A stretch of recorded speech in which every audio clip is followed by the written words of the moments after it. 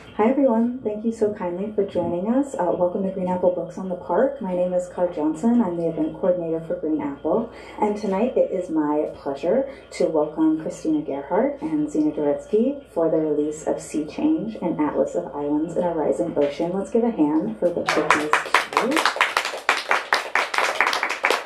Thank you so kindly. Thank you for joining us both in person here and online. Hello, online audience. We are broadcasting from San Francisco, California. We are on unceded Ramaytush Ohlone land, and we hope that you join us in our pledge to turn land acknowledgement into action by donating either your time or monetary means to an Indigenous organization each time you hear, or in my case, speak a land acknowledgement. I have very brief business before we get to the heart of the evening. Now is a good time to silence your cell phones if you have not already. Please do check out our full event calendar online at greenapplebooks.com. We have a really great season ahead of us, including the event that you are currently attending. The restroom is behind us. It is available after the event and not during the event for obvious reasons. It is only available for attendees of our event during event time, just because it's the one space in the store that my colleagues have that's off the floor, and we try and respect that for them. I'd like to mention two things in particular about this event this evening. First, and I'll mention briefly and let Tina go into detail momentarily, we have a display of books at the back desk by island authors, which I'll let Tina elaborate on, but thank you, Tina, for bringing these voices here tonight. We appreciate it. And second, Zina has a calendar that she illustrated with views of the San Francisco Bay that she's kindly offered to our attendees as a special giveaway, and it's very cool, and it's at the back desk. So if you need to know where it is, let me know, and I'll point you in that direction. It was very kind of her, and I appreciate it. Without further ado, I'm going to go ahead and introduce the two folks who are joining us this evening. First, Zina Deretsky is a Bay Area-based artist and visual communicator. She was trained as a medical illustrator at Johns Hopkins University School of Medicine. Her clients have included the National Science Foundation, National Oceanic and Atmospheric Administration, Harvard Medical School, UC Davis Health, and Stanford. Her art has been published in the New York Times, the BBC, and National Geographic. She is an open water swimmer. Yay! I thought that might resonate, with a passion for the environment. Please give another hand for Zina Deretsky. And last but most certainly not least, Christina Gerhardt is Associate Professor and founder of the Environmental Humanities Initiative at the University of Hawaii in Manoa, and Senior Fellow at the University of California at Berkeley. Previously, she was the Barron Professor in the Environment and Humanities at Princeton. She's been awarded fellowships by the Fulbright Commission, National Endowment for the Humanities, and the Rachel Carson Center, and elsewhere. She has held visiting appointments at Harvard University, Free University Berlin, Columbia, and the University of California at Berkeley, where she previously taught. She's also an environmental journalist and has been published in grist.org, The American Prospect, Progressive, Sierra, and many other places. Her most recent book is Sea Change, which was published by our friends at the University of California Press, and it is the reason we are here tonight. So let's give another hand for Christina Gerhardt.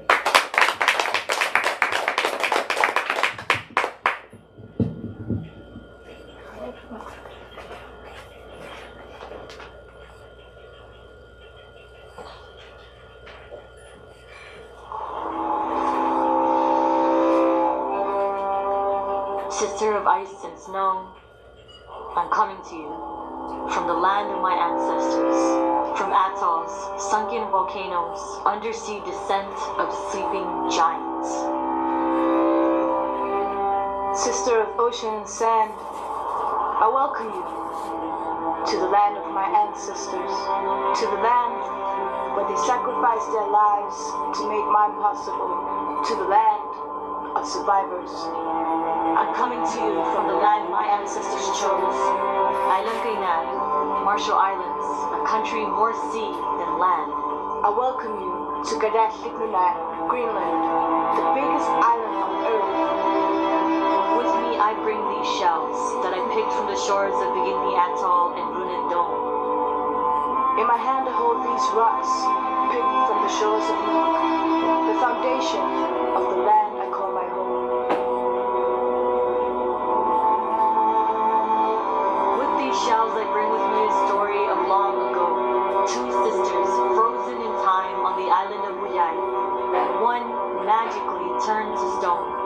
the other who chose that life to be rooted by her sister's side. To this day, the two sisters can be seen by the edge of the reef, a lesson in permanence.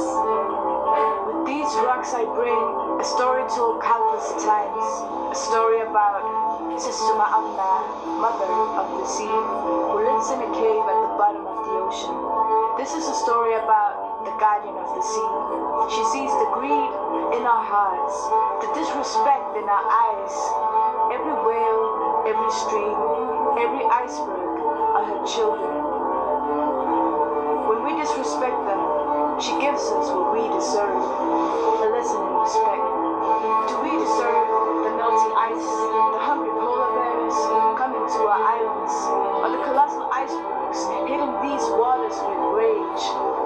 From one island to another, I ask for solutions. From one island to another, I ask for your problems. let me show you the tide, coming for us faster than we'd like to admit. Let me show you airports underwater, bulldozed reefs, blasted sands, and plans to build new atolls, forcing land from an ancient rising sea, forcing us to imagine turning ourselves to stone. Can you see a glacier's grown with the weight of the world's heat? I wait for you, here on the land of my ancestors, heart heavy with a continuous thirst for solutions. As I watch this land change while the world remains silent. Sister of ice and snow, I come to you now, in grief. Mourning landscapes that are always forced to change. First, through wars inflicted on us. Then through nuclear waste dumped in our waters, On our ice. and now This. Sister of ocean and sand, I offer you these rocks, the foundation of my home. May the same unshakable foundation connect us, make us stronger than these colonizing monsters that still to this day devour our lives. The very same beasts that now decide who should live, who should die. Sister of ice and snow, I offer you these shells and the story of the two sisters as testament, as declaration that despite what we are told, we will not leave. We will choose stone. We will choose to be rooted to this reef forever. From these islands, we ask for solutions. from these islands, We ask, we demand that the world see beyond ACs, SUVs, their pre-packaged convenience, their oil-slick dreams, beyond the belief that tomorrow will never happen, that this is merely an inconvenient truth. let me bring my home to yours. Let's watch as Miami, New York, Shanghai, Amsterdam, London, Rio de Janeiro, and Osaka try to breathe underwater. You think you have decades before your home falls beneath tides? We have years, we have months before you sacrifice us again, before you watch from your TV screens and computer screens to see if we will still be breathing while you do nothing. My sister, I offer you these rocks as a reminder that our lives matter more than their power. That life in all form demands the same respect we all give to money. That these issues will affect each and every one of us. None of us is immune. And that each and every one of us has to decide if we will rise.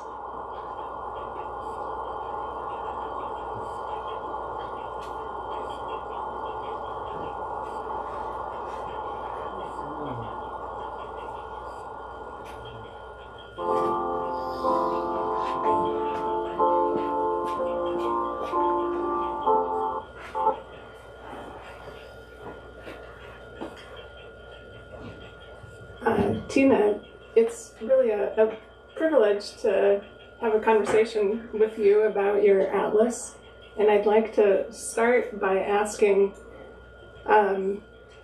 aside from giving us all a healthy dose of goosebumps, why did you start with this poem? Thank you, first off, Zina, for being in conversation with me and also for contributing to Sea Change. More about which to come. Thanks for that question. So I started, how's the sound in the back there? Back row good too? Okay. So I started the event tonight with this poem, which is by Greenlandic poet Akane Viana and Marshall Island poet and climate envoy Kathy Jetnil-Kirchner, for a couple of reasons. One, I wanted to, the book opens with Greenland, and this poem comes right after Greenland. And I started the whole book with Greenland because it's the source of sea level rise. It's the melting at the poles, right, in the Arctic and in the Antarctic that gives us sea level rise. That's one of the reasons why I started with this poem and with the book with Greenland. The other source of sea level rise, there's two, is thermal expansion, which means that when water heats up, it expands. You can think of dropping an ice cube in a glass, and then the water level is going to rise in that glass. I start with this poem, too, to show how we are all connected. And I think they mention that in the poem, too, right? So the melt that we're experiencing in Greenland is the reason that sea levels are rising in the Marshall Islands. This is the reason why these two are in conversation. Obviously, I wanted to start with people who are frontline communities, and so that's another reason why I started with the poem. But so in Greenland, when we hear about the melt, we've been hearing in the news all the time right now about the air temperatures that are off the charts all over the place, right? In Arizona, in Italy, in China. Last week it was a different cast of locations. And when we hear about air temperatures increasing, we should think that ocean temperatures are increasing, right? Like the water off the coast of Florida is like approaching 100 degrees Fahrenheit right now. That is the temperature of a hot tub. And so when we hear that, in terms of the topic that I'm focusing on in part right now, sea level rise, we should think about that thermal expansion thing that I mentioned. And you don't get that in the news all the time. You're hearing all about the heat. That's kind of hard to avoid. But when we think about water temperatures, ocean temperatures increasing, we should immediately in our brains translate that to sea level rise. Of course, there's all the creatures in the ocean that are going to be impacted by this kind of an increase. And then the other thing I'll say in terms of ocean temperatures increasing is that the oceans are stuffed. They've absorbed like 90% of the heat that comes from emissions. So it's kind of like an overstuffed closet. They have actually been a carbon sink, and they can't do that work anymore. So that should all give us a moment to pause. There will be good news to come as we talk, and if you look through the book, it is not a doom and gloom book, but I just want to lay out some of where we're at in the opening, and also in talking about this poem. Well, I think those of you who haven't yet will see the book itself as a beautiful product. And Tina, I wanted to ask you, Sea Change has an interesting approach, weaving together art and science, poetry, maps, and essays. Why did you decide to use this approach? Right, yeah, so there's 49 islands in the book, which a lot of people tried to dissuade me from. I'm in hometown territory, so I don't need to explain 49 to anybody here. But in case you are watching this via YouTube from some remote location, via the stream, let me just tell you that the 7x7, the 49-mile scenic ride, the measurements of the city, the 49ers, I'm not a big American football fan, so I don't throw anything at me, but that's just how it is. Grew up in Europe, and we do this thing called soccer there that we call football, but I digress. So those are some of the reasons why I went with 49. In terms of the question that you asked, there's 49 different islands. Each one, typically, but not always, has a map. Each one definitely has a text that I wrote. The maps are by Molly Roy, who's a cartographer. The texts are ones that I wrote. There's typically, but not always, a poem or some text by an islander following my essays. And then, of course, there are the amazing scientific illustrations that Zina Deretsky contributed. Leah Chandra is responsible. She's a UC Press, University of California Press staffer. She's responsible for making the whole thing look amazing. I turned in a Word doc. I did have an idea, a concept of this book, but you need people with the skill sets, more about which in a minute, to actually contribute their parts that are not just Word documents or words on a page. I call this a symphony, by which I mean it's polyvocal. I'm bringing voices of islanders to the table. And the reason for this is that after covering the UN climate negotiations for, since the 2009 Copenhagen UN, those UN talks since 2009, and then working academically in the environmental humanities, I have the strong belief we have enough scientific reports. I don't think we need any more of them to address these issues. Don't get me wrong, we do need more. Thank you scientists, and thank you science reports. We need more of them. I'll take that back in terms of we don't need more. But what I was grappling with as I wrote this book is I don't think a lot of us are going to sit down on a couch on the weekend with a science report and relax and try to learn, this issue. So it's kind of, I smuggled the topic into a coffee table book, made it pretty with the help of many others, because I thought the spoonful of sugar approach to this bleak topic would entice people to want to grapple with it. So that's one of the reasons for the approach. And why did you specifically have the vision for the science illustrations? Right, so for the scientific illustrations, I was writing about things that are on the upside of the story of the book, which are some of the solutions. There's coral reefs, oyster reefs that are in the book. Carl, we might start with the slides. So there's coral reefs, there's oyster reefs in the book, there are mangrove forests, there's Arabic navigational devices, the Kamal, there's sidereal compasses from the Pacific. And I realized, particularly when I was writing about some of these incredible communities, what you're seeing is the oyster community.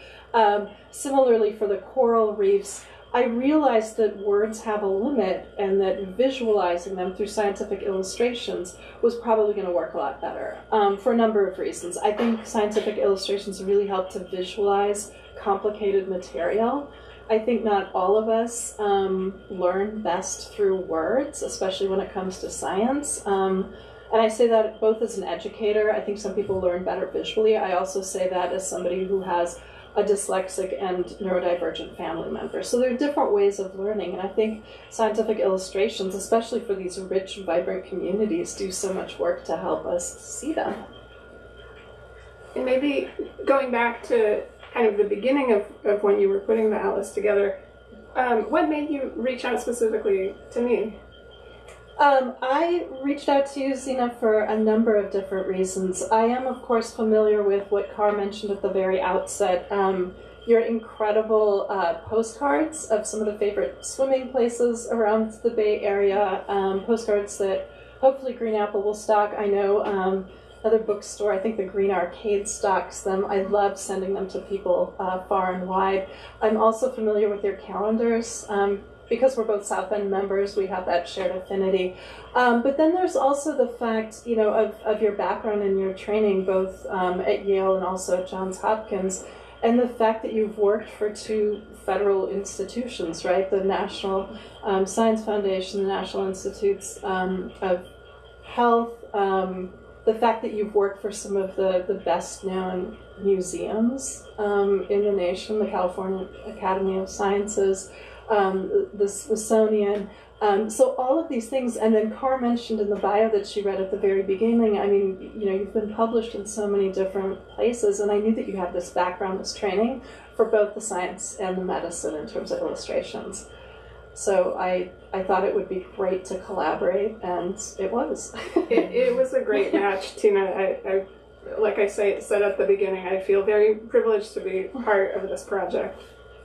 Yeah, can I turn the tables and ask you some questions? Absolutely. In terms of your contributions.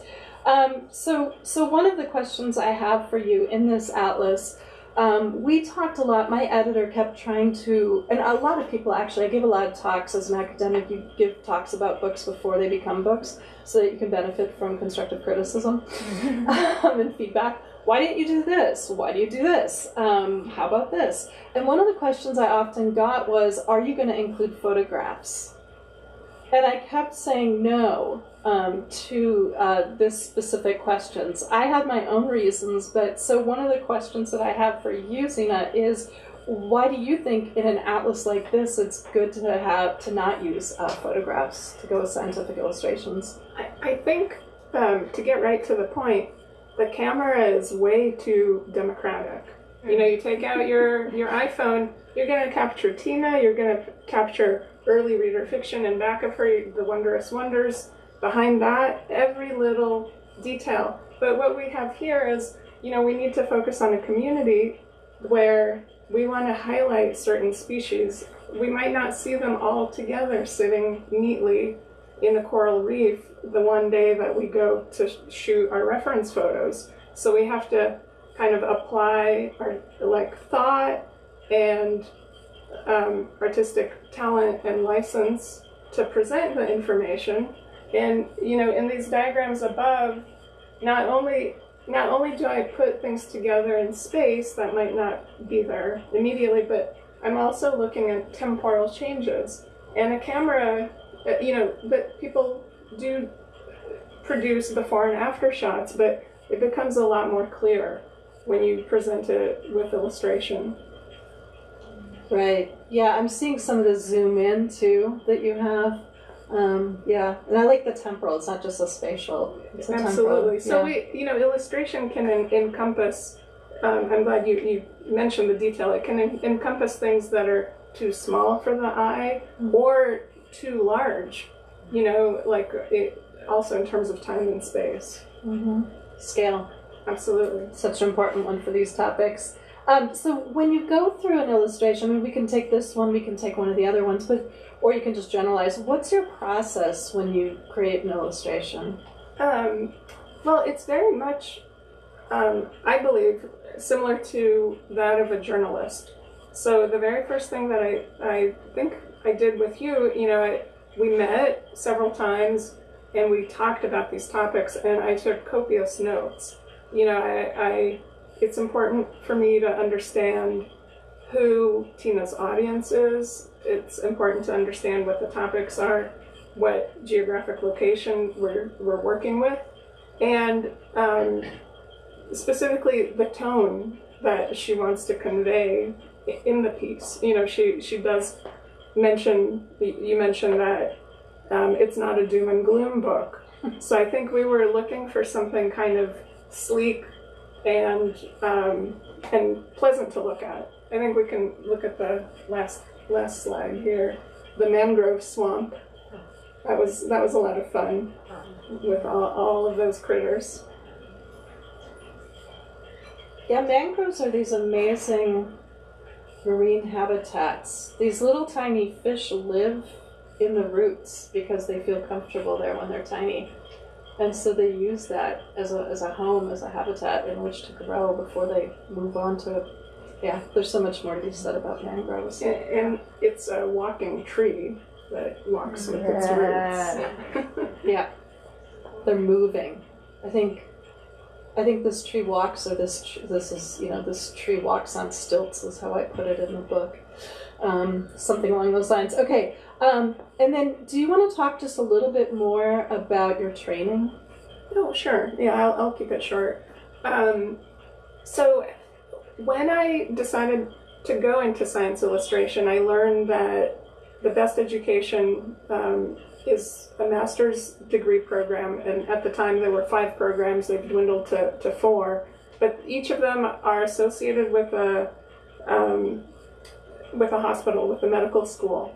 So the highlight of my training was actually being able, in the second year, was being able to go into the operating room and sketch and have the surgeons quiz us, you know, if it was in a relaxed atmosphere in the operating room, and create visual stories that condensed really, really difficult to understand, lots of details, information. Wow. That's a breathtaking highlight right there.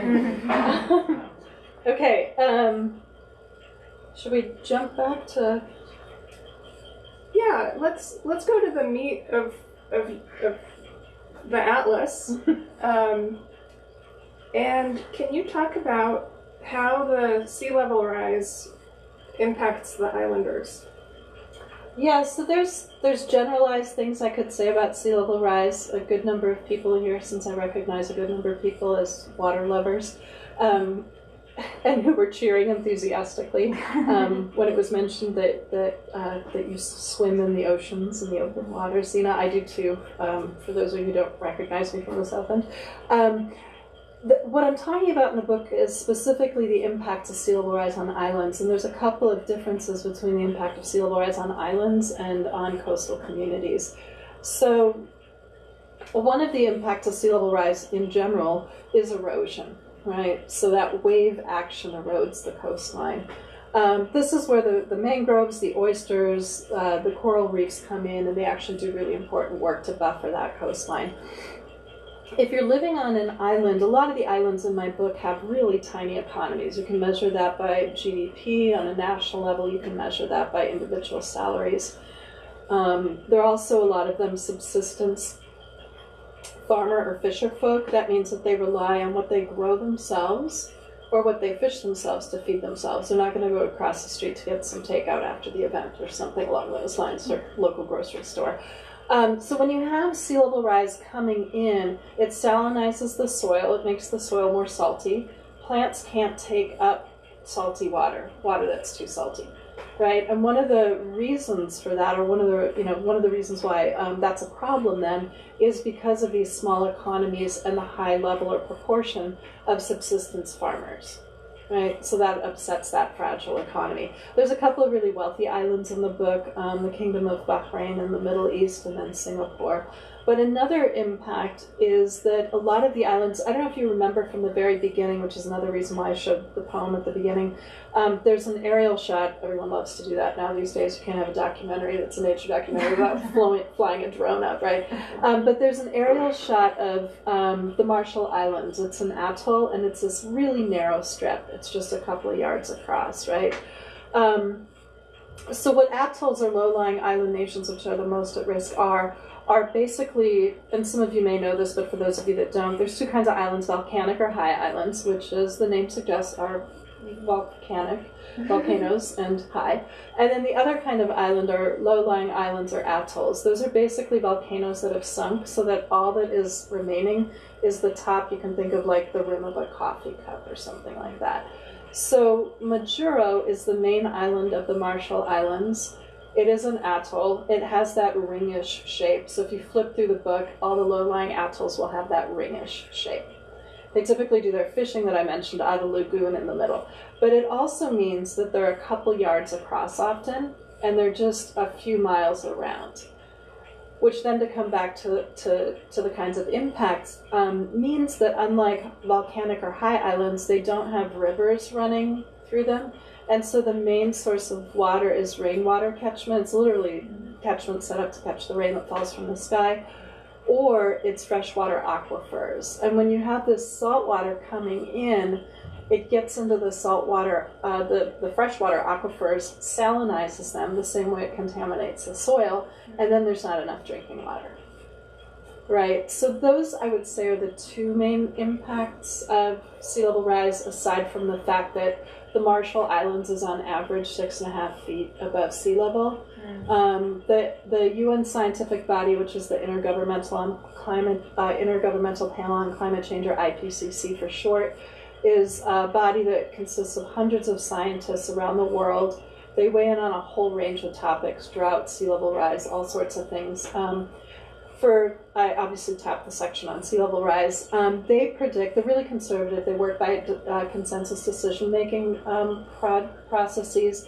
And if any of you here have ever been involved with leftist decision, yeah, okay, I'm seeing some smirks. If any of you've worked with consensus decision-making models, there's upsides and downsides, and one of the downsides is that everyone has to agree, and you generally get a watered-down version of opinions that are all over the map. And so the IPCC's reports are notoriously conservative, so they predict about a foot of sea level rise by 2050, which is what we went with for the maps and sea change. They predict 3 feet of sea level rise by 2100. Okay, so I said 6.5 feet for the Marshall Islands. The U.S.'s National Climate Assessment Report which is not as conservative, and Christina Hill, who teaches over at UC Berkeley, is a contributor on sea level rise. I was in an event with her a couple months ago. She almost laughed when I said 1 to 3 feet, and she was stifling her laughter at this event. She's letting me finish my thought. She and the reports say that 6 to 8 feet is much more likely. Okay, so then the writing is on the wall for a nation like the Republic of the Marshall Islands, right? The 4 most at-risk nations globally are Kiribati, Marshall Islands, and Tuvalu in the Pacific, and then the Maldives in the Indian Ocean. They have very different economies. So the Maldives is building an entire island because it has an incredible economy, due mainly to its tourism industry. The Marshall Islands does not have that kind of money. And so they have consulted with Japanese engineers to build a new island in their lagoon, which is just wild to think of, that they're just constructing. You have to have land in order to have to be a nation, right? And it comes up in one of Kathy Jetnil-Kirchner's poems. I looked this up at some point because Tuvalu was thinking of cloning its island in order that it continues. I'm really old school, so like, you know, things that are like virtual, I'm just like, what? So I was not interested in that part of the shrill headline, but I was interested in the what do you need to be a nation, because wherever I got that in my undergraduate education had flown out the window, and it seemed kind of crucial to know for the stuff going on here, and I knew that land was part of it. The other things that you need are working relations with other neighbors, and didn't say whether those had to be peaceful or not, but you had to have relations with other nations. You had to be settled, which I thought was interesting, given that this book is so much about settler colonialism and unsettling, as Carl also mentioned in the opening remarks. The land, the working relations with other nations, I'm missing one of them here. Yeah, but there's 4 conditions you have to meet in order, but land is one of them. And so these are some of the wild experiments that are being considered in order for these islands to be able to continue. So, you know, some of these sound very, very bleak, but can you tell us about any solutions to sea level rise? Yeah, there's many that I talk about in the book, and many of them are engaged or depicted or visualized through the illustrations that you contributed, Zina. So coral and oyster reefs are really important. We saw the coral reefs earlier. We're seeing the oyster reefs now. The mangroves that you saw earlier, they all, along with wetlands, fall into this huge category called soft engineering solutions, also called nature-based solutions. Calling them just soft engineering or nature-based solutions focuses too much on the work that they do for us, which is why I think getting into the rich marine habitats that they are unto themselves, regardless of what they do for us, is an important part of the story. But if you're standing at the shore and you're looking out at the water, you can think of the coral reefs as just being, you know, a little bit away from the coastline there. They buffer, I mentioned that wave action is a natural eroding effect on coastlines. They buffer those waves. If you're going to pile storm surge, which is another illustration that Zina contributed on, specifically what storm surge is and how it works. You hear about storm surge and hurricanes a lot. It increases wave height because the storm that's swirling comes behind the waves and pushes on them, and that increases their height. Storm surge is often one of the deadliest parts of hurricanes. So storm surge, if it gets piled on top of, you know, the waves that are already coming in, is going to make that more intense. Sea level rise on top of that is going to make that wave height even more incredible, right? So, and that's all in the illustration that Zina contributed on storm surge. But so the coral reefs buffer those waves. We've done away with them in a lot of places because of the tourism industry, right? You want to go somewhere to get away from the cold. You fly to wherever. You want to be in a hotel that's right by the sand so that you can just walk right into that temperate, you know, that lovely warm water. And you don't want your feet to be chopped up as you start to walk in that water, right? You want that nice sand underneath. Okay, so the reefs, which do chop up feet, and also we shouldn't walk on them because marine habitats, The reefs have been removed for these reasons. Obviously, most of you probably know we've removed oyster reefs because we've fortified our coastlines, right? If we're talking about an urban environment, we've put up all the skyscrapers, shipping industry, the dredging, the harbor, yada, yada, yada.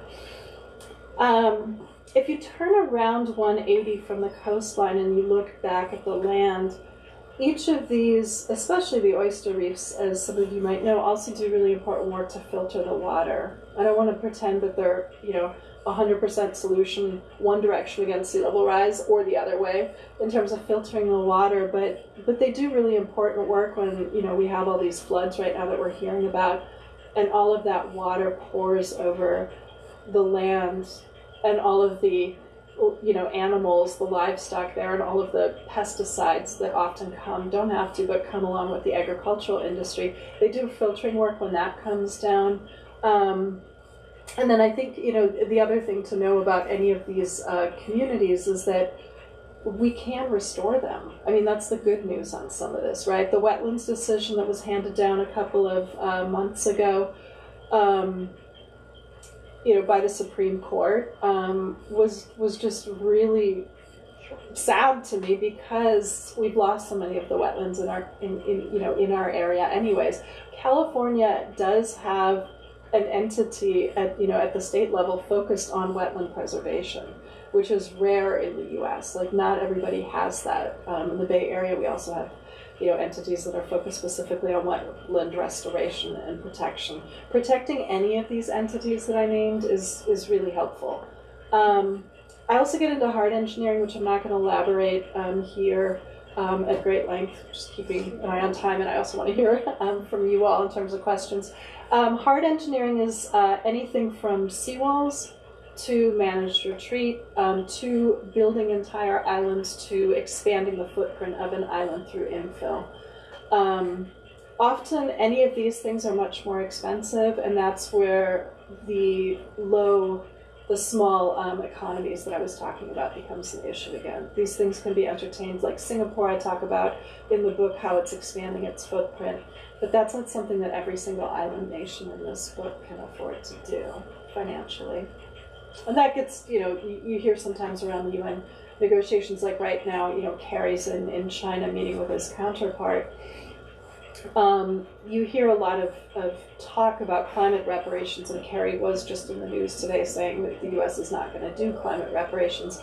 What climate reparations specifically means, and loss and damage was a success coming out of the UN talks last year, what climate reparations or loss and damage means is that nations in the global north, who are historically the largest emitters, obviously the U.S. is historically the largest emitter, China is the present-day largest emitter. A lot of people say what's on China's ledger should be on the U.S.'s, because some of the stuff on its ledger is from the emissions that is produced by creating goods, which we consume. That should be on our ledger. And then those goods all have to be shipped over to the U.S. That's more emissions. And because they're being shipped over here, that should also be on our ledger, right? But there is this whole argument that is made that nations in the global north and the west, who are historically the largest emitters, should compensate frontline communities who've done the least to create this crisis and are suffering the brunt the most. I think island nations across, on average, have produced like 1% of emissions globally. Some of the Pacific Island nations that I talk about in the book, like the Marshall Islands, have produced 0.00003% of emissions. So it's, that part of the story, I think, in terms of, climate justice is important too. So if we kind of bring it home to us, back to San Francisco, where we will also face rising water, what can we do in our communities to help this issue? I think the short answer is action is better than inaction, is what I always like to say. Everybody has their comfort zone in terms of getting involved politically with different movements and causes. Some people like to vote with their feet, get involved in protests and things like that. Some people don't like that at all for various reasons. And some people believe in that's democracy with a lowercase d. Some people like democracy with an uppercase d. Things like voting, writing letters to their representatives, their ostensible representatives. It might be how some of us feel about that, or you feel about that. Making phone calls. There's the whole gamut. There are endless array of organizations in the Bay Area. We are lucky to have them that are working to protect the coastline, to restore and protect wetlands. And so there's endless opportunities there to get involved. So yeah, I would just say pick whatever works best for you. And again, action is better than inaction is what I would leave with. It's not too late. Mm-hmm. So we've gone from the global story to maybe how we here can get involved. Let's go down to you, and could you tell us what originally brought you to the idea of launching it on this giant project? Oh, thanks for that question. Yeah, so one of the things that originally brought me to this project is actually covering the UN climate negotiations, which I've been doing since 2009 in Copenhagen. And they take place over 2 weeks, typically at the end of the year. And the 2-week duration is important for this, the answer to this, or the impetus for this project. People often think it comes out of me teaching at the University of Hawaii, which I do, as Carr mentioned. I am tenured at the University of Hawaii at Manoa. And that has certainly informed this project hugely. But it was originally the climate negotiations. So for 2 weeks, you hear nations. There's 193 nations, 198 members, because things like the EU don't count, but I won't digress down that path further. So there's 193. They stand up one by one before they weigh in on whatever is being discussed. They acknowledge the situation in their home country. And so last year it was the floods in Pakistan, the effects of which are ongoing. It flooded a third of the country and killed 3,000 people, half of which were children. Billions of dollars of damage. Last year it was also the drought in the Horn of Africa, effects of which are also ongoing. I was just reading an article today about how starvation rates are through the roof in sub-Saharan Africa. So after 2 weeks of hearing this nonstop, you have a visceral sense, if you're there as an envoy, as a delegate, as a journalist, you have a visceral sense of what's going on around the world. And then you look at some of the best papers covering the climate crisis, like The Guardian, which has been doing a terrific job on this topic for a very long time, and they'll be focused on the US-China standoff, which is not unimportant. It's totally a key to solving this crisis. But then what it occludes from view, for readers who aren't there, is the rest of the globe and what it's already experiencing.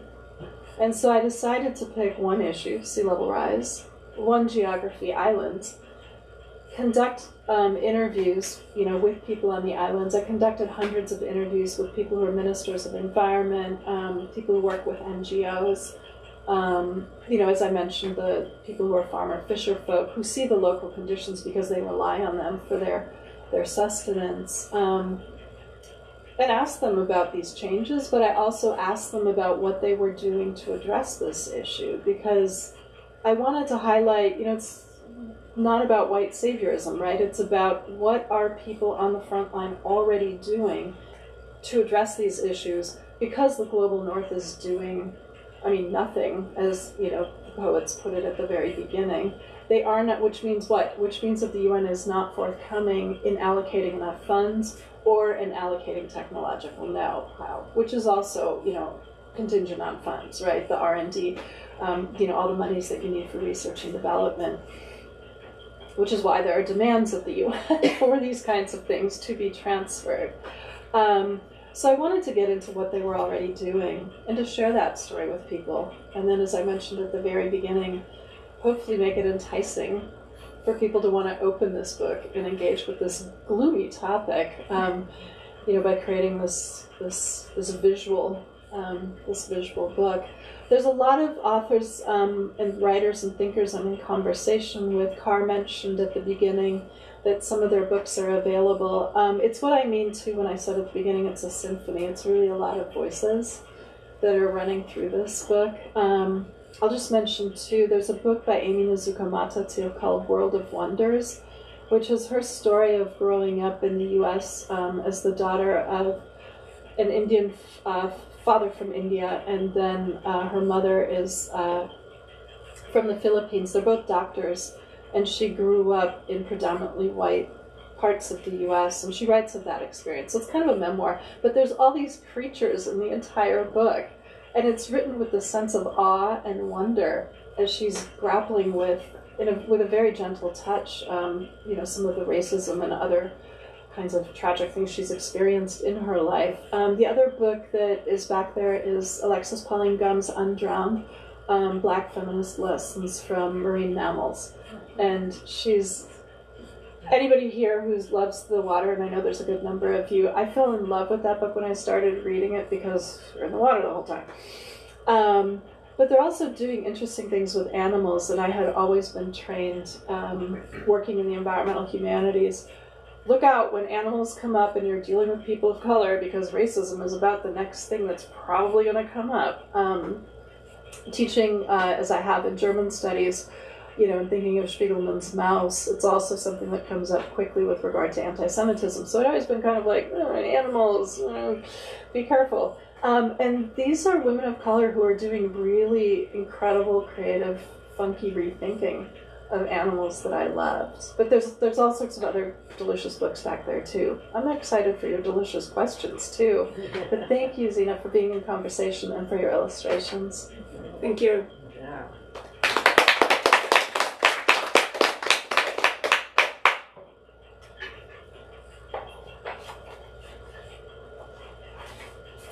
Okay, I know some of you in the audience here, and I know that you're not shy. And for those of you that I don't know very well, my gut instinct is also that you're not shy.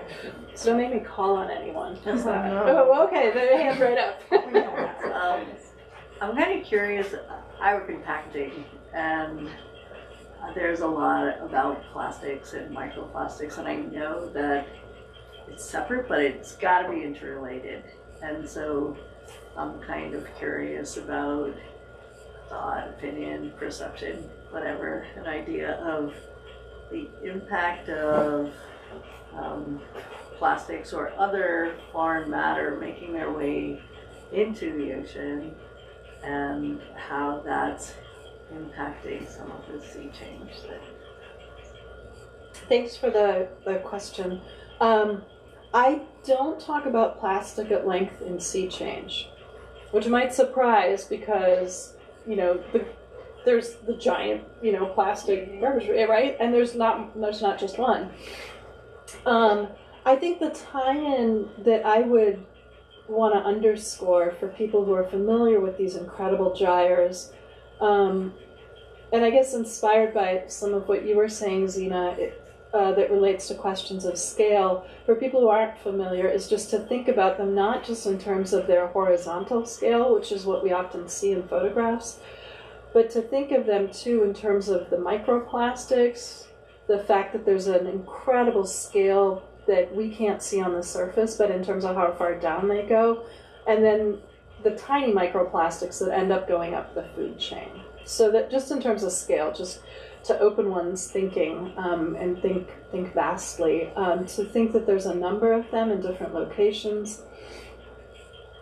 But what I really want to underscore is that plastic is petroleum, and that, for people who haven't heard it, and maybe everyone who's here has, but for people who haven't heard it, there is a decided move by the fossil fuel industry to shift towards plastics, precisely because of the kind of transition to renewable energy that is successful now at long last that we're seeing, not without its glitches. I'm happy to talk about that, environmental justice related, yada, yada, yada. But that, I think, is a really important tie-in to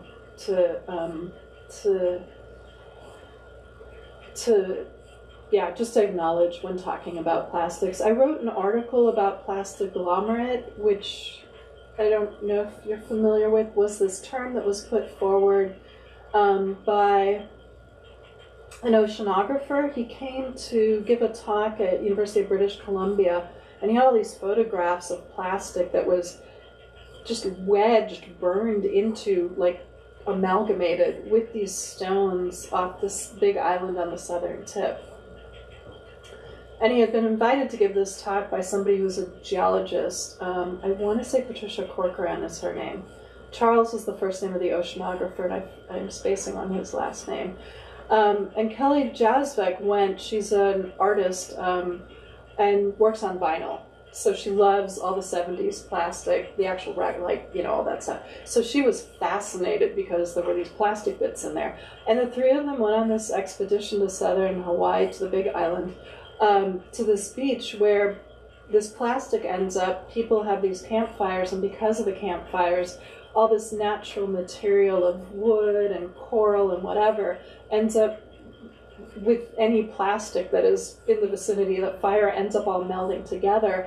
And they were putting this forward as the marker of the Anthropocenes. The Anthropocene is this new era that's being proposed. I'm sure you hopefully all saw the headline a week ago that they have decided that it will be, you know, the nuclear residue in a lake up in Canada that's going to be the marker. I'll avoid the really long digression on when and where what marker should be used and all of the implications. But I'm happy to give that 90-minute talk if people want it another time. But to stay focused on plastics, that was what they had put forward, because they rightly recognized that when the geologic layers, you know, layer up like a delicious cake, that, you know, eventually that plastic agglomerate is going to be in there somewhere.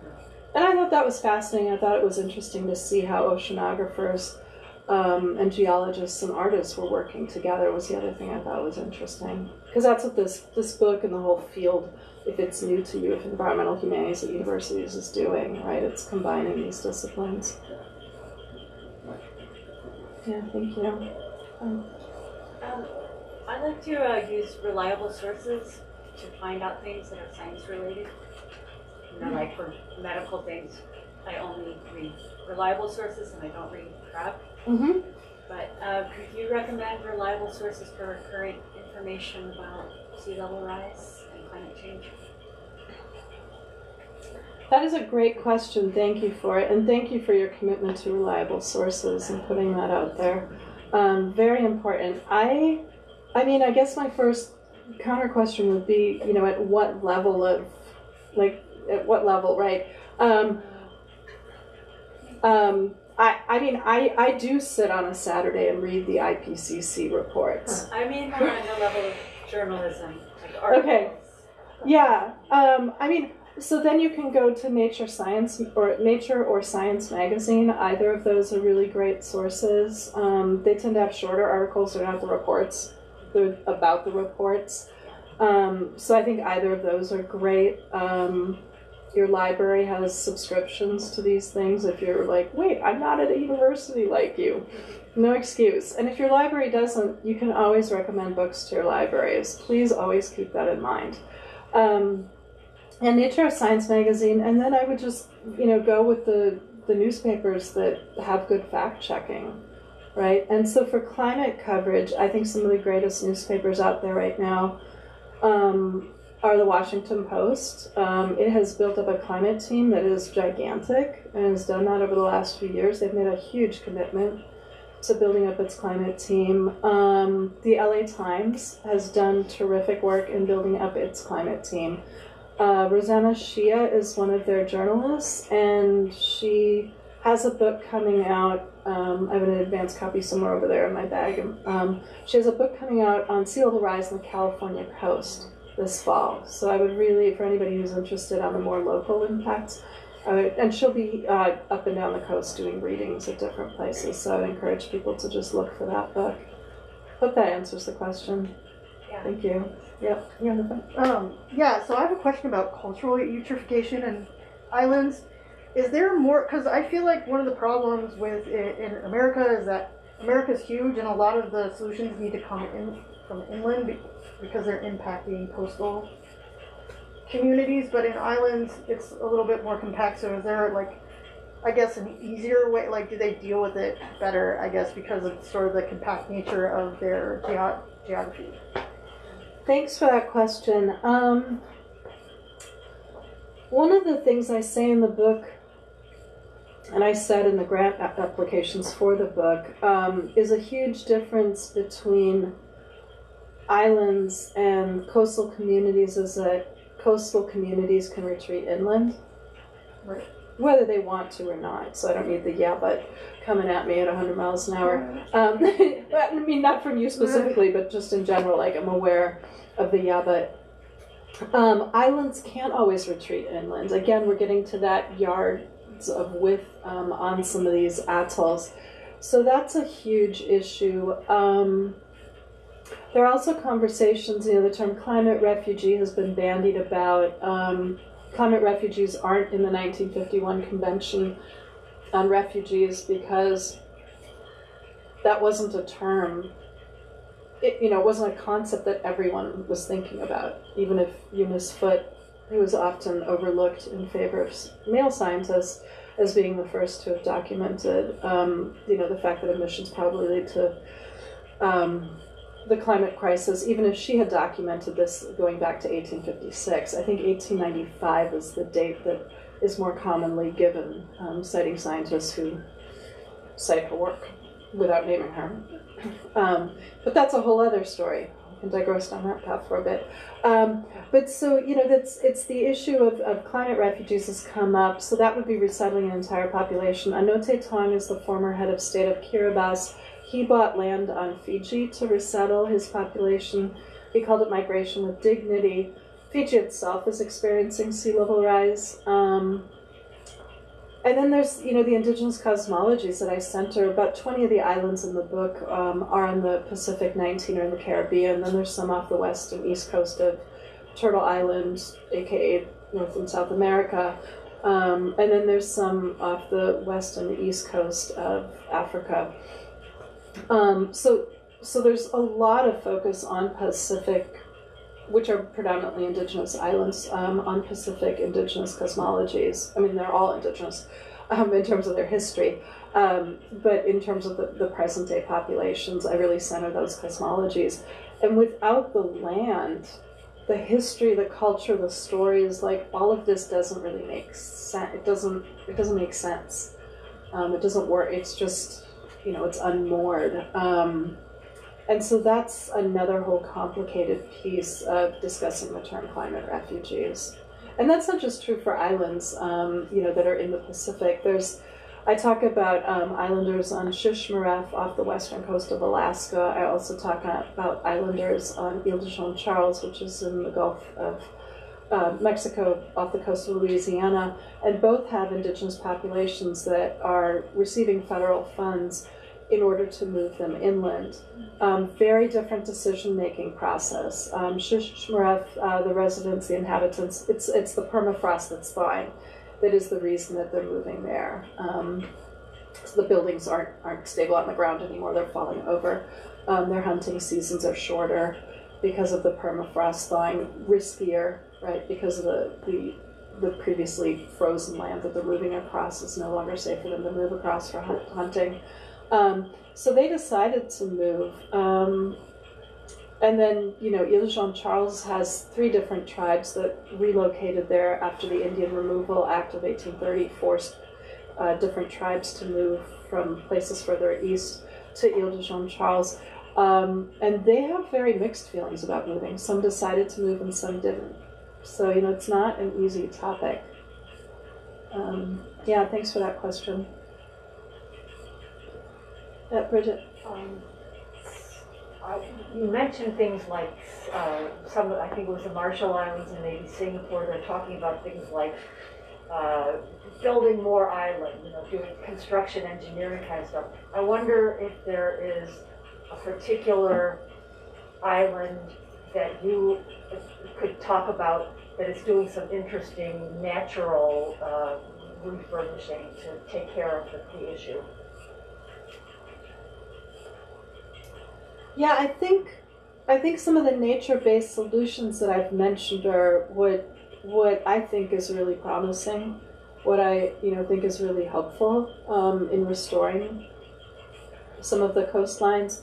The transition to renewables is also something that I think is really interesting to track on islands. And this comes back to the previous question that was asked too about just now about islands. And this, the question of managed retreat that I got into from islands, but I'll come back to that in just a second. In terms of the renewable energies, a lot of islands, this is true for Hawaii, this is true for Puerto Rico, islands that have historical connections through colonialism or present-day connections due to imperialism, by which I mean the U.S. is using islands for military bases around the world, have a really high percentage of reliance on fossil fuels.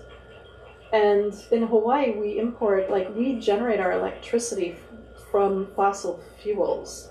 Like, we literally burn gasoline for our electricity, which is kind of the dumbest thing I could ever think of, because we have sunshine and wind all day, every day, year-round. So it raises this obvious question: if we're talking about the renewable energy transition here, a lot of, if you're nerding out on this issue like I like to, a lot of the issue, there's many issues, but one of the issues is the transmission lines. And that's not an issue on islands. Having a decentralized model of renewables really works well on islands. So that would be another thing I would cite as a source of hope. And as a source of opportunity, but there's very real reasons why islands are being kept tethered through these fossil fuels. It's a form of power, it's a form of control, right? The same with the food that I mentioned, right? These economies that are really relying on the subsistence farming and fishing. We ship in 95% of our food in Hawaii. Why? Because a third of our islands are occupied by the military, and a third of our islands are occupied by the tourism industry, which means a lot of timeshares that sit empty part of the year. So we don't even have enough land to feed ourselves. We get shipments twice a week. Got a hurricane coming through, one of those shipments doesn't happen. You're like, I guess it's going to be Sunday before I get fill in the blank from the store. That's pretty stark. And these are places that could have self-sustaining economies. Hawaii's a bit of an outlier there in terms of the numbers of people that now live there. But yeah, those are some of the things that really give me hope in terms of the nature-based solutions and the restoration efforts, but also the energy transition. Puerto Rico is a great example for opportunity for rebuilding. If you want to look at a negative, like the hurricanes that it's experienced in recent years, and really think about, how things could be redone. But again, the money has to be there to make that, possible. Yeah. So how are you getting back to Hawaii? Swimming. You're not taking a cruise ship? Swimming. I'm swimming, Okay. of course. You're You not know the paddling. answer. You know the answer to that one. No, it's really the big disconnect is being able to go these places, and I really appreciate you having done that. And as much as I envy your jet set professor lifestyle, I want to know how we can travel the world without. I went to Hawaii this year. I spent my entire carbon footprint, which was fastidiously small from riding my bike all year. I blew it out of the water by one trip to Hawaii and back. And how do we experience the world by jet plane? I don't have enough time to paddle or swim. Yeah, no, I'm not swimming back. I did try when I moved there to take a ship, which has become harder between port stops in the U.S. post 9/11, unfortunately. The jet-setting professor just returned on a train yesterday from Seattle. Thank you. It took 24 hours. Amtrak. I was ready for that delay. So I was when I've gone across country on the train and the people are in that got on in Oakland are in Lincoln, Nebraska, and their plane is leaving. And I'm why are you taking Amtrak to a plane again? Who told you that Amtrak was reliable? So there's a great opportunity to get politically active. Let's get something happening on these trains. I call my dad and be Dad, I'm home from, he's why in this country? I'm first gen in this country. So he's got a thick accent that I have learned it would be obnoxious for me to mimic. But he said with his thick accent, he's why does it take that long? He's factor the distance, in Europe, and you know, in this country it goes over really well when you say in Europe. It also goes over really well when you say trains in China, like depending on who you're talking to for, you know, but like there's an opportunity there to improve things. I would also say that it's important to de-individualize the solution to the climate crisis. So it's terrific that you're biking around. There's a lot of other people in this room who I know are avid bicyclists or who have small footprints, and I think that is part of the solution, right? That we, the reason being, if we're in the U.S., our figures for consumption across the board and its impacts on the climate crisis are huge relative to people in other countries. So for that simple reason, individual changes that we make here are actually really helpful. But we're also in the U.S., and the industries that are based here, that are tax dollars, and some of our ostensible democratic representatives are beholden to and support, those are the real problems. So you know, you want to work systemically and really make a change happen. You know, nudge in whatever way you can, you know, nudge some change there. And that can take many different forms, but I think that's also where a real solution lies. Yeah. Yep. And maybe we'll close on this question. And I'm hoping it has a glimmer of hope, because what I think about, and I'm appreciative of the fact that you interviewed and included those interviews in this book, the people who are being impacted most on these islands. And I'm sure the elders are the ones who are a trusted resource, who have actually seen change for themselves. They don't need to go to the internet to experience what they've already lived.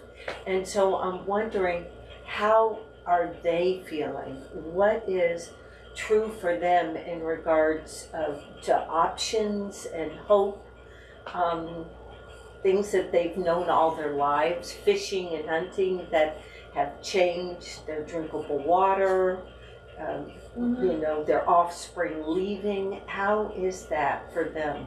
And were you able to bring them some sign of possibility?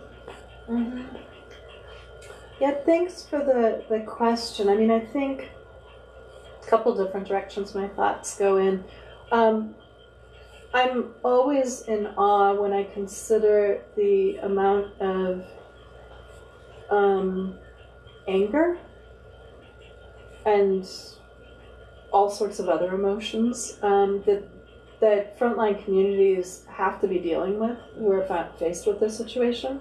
Frustration, anger, fear, you know, all sorts of emotions. There's a growing field in the environmental humanities dealing with the emotional registers coming out of the climate crisis. And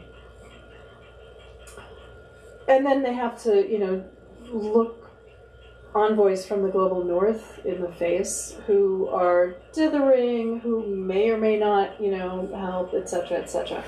So I'm always in awe there. One of the things in doing the research for the book that I spent a lot of time with, because, you know, as Carr mentioned, I think at the outset, or it's certainly in the descriptions of the book, it centers predominantly, but not exclusively, Black and Indigenous voices. So one of the things, because of the you know, the islands that I mentioned predominantly being in the Pacific and the Caribbean, I spent a lot of time thinking about reading, obviously, their writings, their theories, doing the interviews, but I spent a lot of time thinking about not repeating extinction narratives for Indigenous peoples. Yes, centering their histories, but also pulling those histories into the present. So the Atlas is a really colonial genre, and I was trying to be really traditional about parts of it, like the yellow and the blues that you see, the sleek quality that Zina was mentioning, you know, that we collaborated on to give it that feel for the scientific illustrations, in terms of just collaborated on, meaning I just told her what I was looking for and had no part in creating the scientific illustrations. But I didn't want to repeat the extinction narratives. I wanted to pull the history up into the present for Indigenous communities, and then the same for different reasons for the Black communities that I engage on different islands, or that are diasporic, because so many of of both the Pacific, the Caribbean, and elsewhere are diasporic populations. So Christina Sharp's In the Wake and then her Ordinary Notes is back there, are two books that were really influential for this thinking, as well as Catherine McKittrick's Dear Science. And especially Christina Sharp and Catherine McKittrick talk about not disavowing the trauma of previous histories or of the ongoing current challenges that you're asking about, but also figuring out how to create livable lives. And it's that combination that I was looking for, like in Sea Change, in terms of what I was relaying. Was like, yes, get into the difficulty, but also give hope, give signs of solutions. And that comes from teaching too. I mean, you teach this topic, and students are saddled with a lot right now. And certainly when grappling with the climate crisis, they definitely appreciate, every single class I was like, here's what we can do. I ended every single class with signs of hope and opportunities for action, because I think that's important. Yeah. Thank you. So thank you all for coming out. Thank you, Zina. Thank you. Thank you, Green Apple, on the part for hosting. Thank you, Tina. Can we give one more hand for Christina Gerhardt?